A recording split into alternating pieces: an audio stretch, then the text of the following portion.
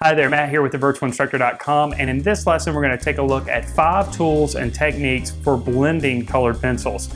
We'll take a look at both wax-based colored pencils and oil-based colored pencils, and we'll compare each one of the tools and techniques with each type of pencil so you have a clear picture as to what blending technique works best for your own colored pencil drawings.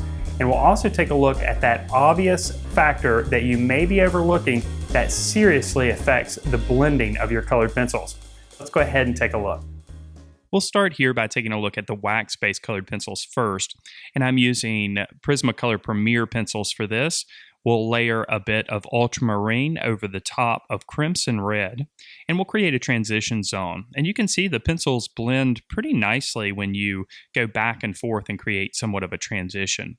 Next, we'll take a look at using a Prismacolor blending marker. And you can see the blending marker here. We've already gone ahead and created that transition like we did with the first example.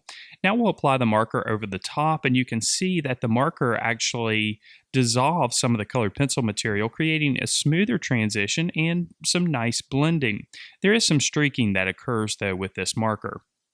Next, we'll take a look at an Artist's Loft colored pencil blender. Again, this is a marker, and it will have a similar effect as you'll see as the Prismacolor blending marker. Again, it's dissolving the colored pencil material on the surface, creating a smooth transition and blending the colored pencil material on the surface. Here you can see that the streaks are a little bit more noticeable with this particular marker. Now, another popular option is to use baby oil to dissolve the colored pencil material. Of course, we'll use a nylon brush to apply the baby oil over the top of the transition. And you can see there's quite a bit more control, or at least I feel there's quite a bit more control here with the baby oil. The transition's a little bit nicer and the blending is a little bit smoother. Now we'll take a look at using Terpenoid Natural, and of course this does have somewhat of an odor associated with it, so if that's something that you're sensitive to, you want to watch out for that. But the terpenoid, you can see here, really does a great job of dissolving the colored pencil material and creating a nice smooth transition. It blends the colored pencils really nicely. All right, the last option that we're going to look at is using a colorless blender. Now, this is a pencil made by Prismacolor, and it basically just has the colored pencil material in the shaft of the pencil, but without any color. And what this is going to do is it's going to create an additional layer of wax, and it actually burnishes the colored pencil material on the surface, creating a smooth transition, but it also lightens the value slightly. Now, of course, there are oil-based colored pencils as well, so we'll be using Faber-Castell's Polychromos pencils here for this demonstration. And again, we'll create a control where we don't use any additional tools or additives to aid in the blending.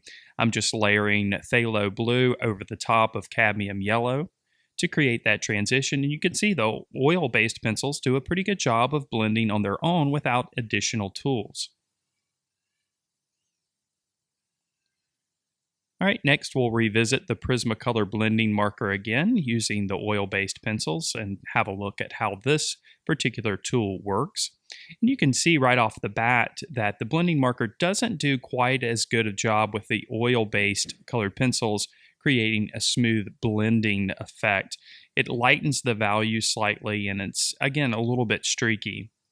Now again, for the Artist Loft colored pencil blender, somewhat of a similar result as what we see with the Prismacolor blending marker. Again, you can still see the texture of the colored pencil applications. In fact, this is going to be the case with the oil-based pencils across the board. You're still going to see some of that texture or tooth of the paper showing through, even though we've added a bit of a blending medium.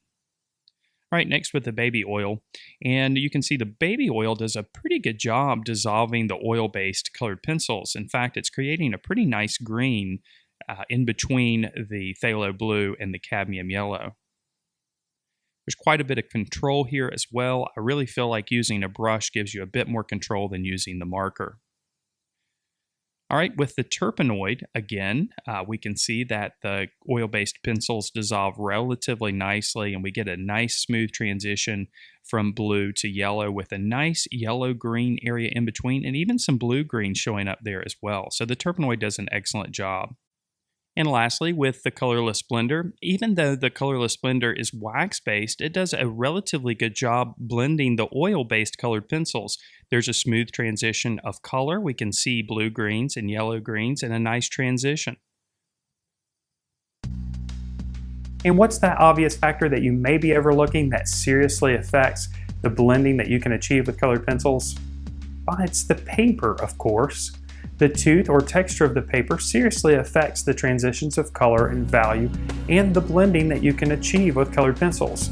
Smoother papers like Bristol paper will result in smoother transitions of color and value and easier blending. The drawback, of course, to using a smoother paper like this is you can't apply as many applications of colored pencils to the surface. The tooth just won't be able to accept them. But heavier papers, such as pastel paper, allow for those multiple applications of colored pencils. But the drawback, of course, is you have to apply multiple layers before you get to a point where blending becomes easy. So I hope this video helped you out. I hope these tips are tips that you can apply to your own colored pencil drawings. If you enjoyed this video, be sure to subscribe to this channel or head over to thevirtualinstructor.com where you can learn more about colored pencils and all different forms of art making. Thank you so much for watching.